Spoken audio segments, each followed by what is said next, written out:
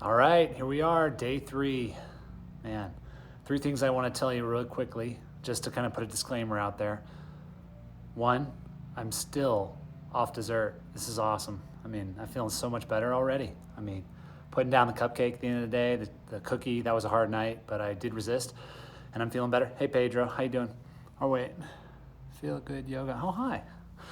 Anyway, that's the first thing. Second thing I want to say real quickly today is I don't have my hot assistant with me. She's at work. She's at the hospital, so taking care of the patients.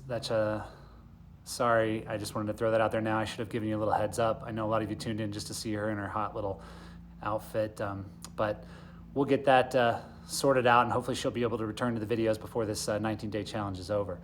And the final thing is, I know you've seen me in this shirt already, but I'm finding the beautiful thing about social distancing is that it's allowing me to let my body odor just kind of go and nobody's noticing. They're at least not saying anything about it. So I'm kind of pretty impressed with this idea of giving people 6 feet distance. It just allows me to not have to wash so much, and that's been a nice thing. Okay, today, buns and guns is the notification here for the workout, or what we're calling it. And the way this works out is, this is an exercise program that I'm going to teach everybody how to go through the foundation of a basic squat, like everybody does, and a basic push-up, like everybody does. However, the trick here in doing these is to understand that just by adding a couple adjustments, you can really retrain your body and your shoulders and your hips to learn how to function differently. Because most of the stuff that we do throughout our day is done in a way where we're not thinking about our perfect form and always having our feet exactly planted the way they should. So this is a little way to tweak things to get your shoulders and hips a little bit more prepared and allow you to have more success with really retraining your muscles to be able to integrate better and hang in there without necessarily going into one dominant force. So if you always do push-ups and squats the same way, I'm encouraging you today to start to vary it up a little bit and try some of these positions. If you like the workout, obviously I want you to try to share that with other people you know. And I think this whole 10 push-up challenge thing is a great thing. I think it's nice to see people doing push-ups, but I want them to vary it up a little bit so their shoulders are getting used to training a little different ways and not always getting overused in the same position. So this is my answer to that. Ready for the workout? Here we go. All right, okay, we're gonna step back and we're just go through a foundational squat. I'm gonna go through 5 reps, and you can work on whatever depth. Excuse me, I'll step back a little further so you can see me. We're gonna do 5 reps, kind of whatever depth you really feel good about, but we're gonna try to do this with our toes straight ahead. Sorry about that, got a phone call in the middle. I don't know how to take that out of the way. All right, back to what I was saying. So we're gonna start off here in a square stance, kind of with both feet straight ahead. You're gonna try to work on getting those feet grounded, the weight through the heels.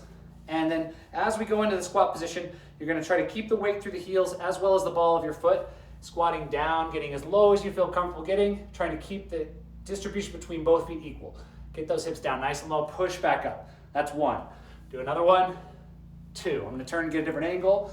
The idea is not to overarch your back or let your chest come too far forward or go forward with your knees first. You wanna really work on getting that booty back, keep the chest up, and dropping back down as low as you can control, pressing back up, as low as you can control, squeezing the glutes on the way back up, and as low as you can control, squeezing the glutes on the way back up. There's 5 reps. Then we're gonna change up our stance a little bit, and we're gonna split our legs. So put one foot in front of the other. Still trying to keep the weight distributed between both feet. You're gonna go back into that same type of squat, press back up, same squat, press back up, same squat. There's 3, 4, 5. Good. Now we're switching up. Left foot forward. Same idea. 1, 2, 3, 4, 5. Notice when I went down into the squat, I didn't let my knee collapse inward, nor did I drive my knees forward first. It's always sitting the butt back, trying to get way back through the squat, through your heels, and driving back up, pushing through those glutes. All right, so that's a squat sequence really quickly. Take that same thing, and let's think about doing that with our hands. So envision me now on the ground. I'm gonna do a push-up, shoulder width apart, 5 push-ups. Then I'm gonna go right hand forward, left hand forward, 5 push-ups, okay? If it's too much for you to do body weight all the way through, you can go to your knees or use a chair, whatever, but make sure you're not sagging the back when you're doing your push-ups. You're really trying to keep a solid core the entire time, as well as trying not to lead the push-up with your head. Try to keep your head back so you're not just kind of further stressing out your neck that always kind of wants to be forward anywhere. If that's too hard, you can even go to a wall and do the same type of thing, leaning into the wall to whatever distance feels about good. Right, left hand, same idea. So let's do 5 of those each. It's our push-up challenge. Going here. 1, 2, 3, 4, 5. Split up the hands. 1, 2, 3, 4, 5. Other hand. 1, 2, 3, 4, 5. Pop back up. Okay. So 15 squats, 15 push-ups. Now we're gonna start to tweak and do toes outward. Instead of having those toes straight ahead, same kind of square stance, toes out. So we're gonna go through 5 here as well. Let's add in a little bit of a forward reach, or if you'd like to hold an object, make it harder. You can pick up something from your garage, a handy box, and begin to do the squats with that. Okay, here we go. 1, 2, 3, 4, 5. Again, changed up the position of our feet so we're toed out a little bit. Right foot forward. 1, 2, 3, 4. This is not an advertisement for Home Depot. 5. Switching up, left. 1, 2, 3, 4, 5. All right. Now, same thing with the hands. Slightly palm outward. Here, here, here. Split them up. Here we go. 1, 2, 3, 4, 5. Stagger them a little bit. 1, 2. You're getting the gist. 5. Left hand forward. 1, 2, 3, 4, 5. Woo! Oxygen. Not in the room right now. Next up, we're going to take our feet, and instead of being toed outward, we're going to toe them slightly inward. All of you will usually cringe, especially your coaches right now, of seeing this position.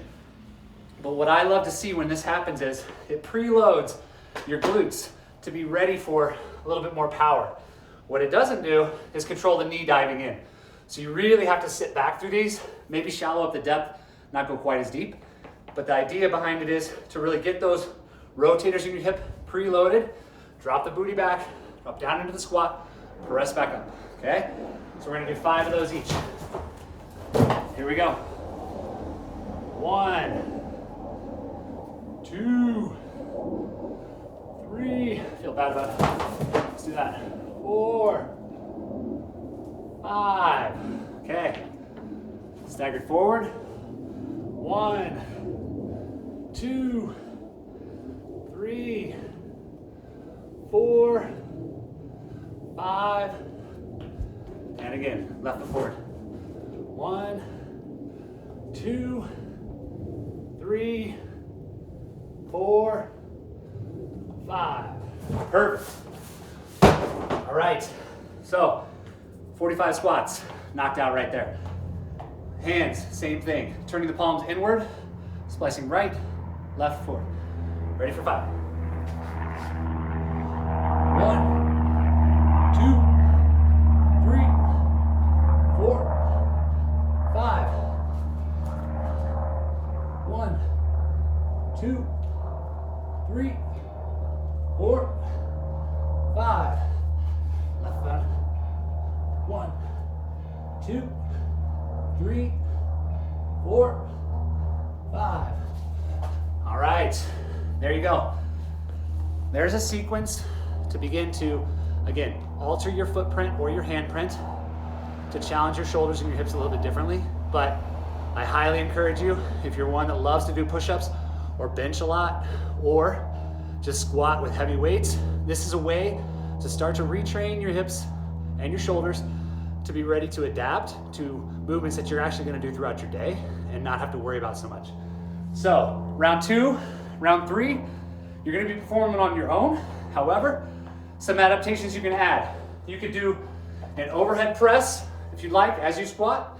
That'll also really encourage the shoulder strength and core stability to jump into play.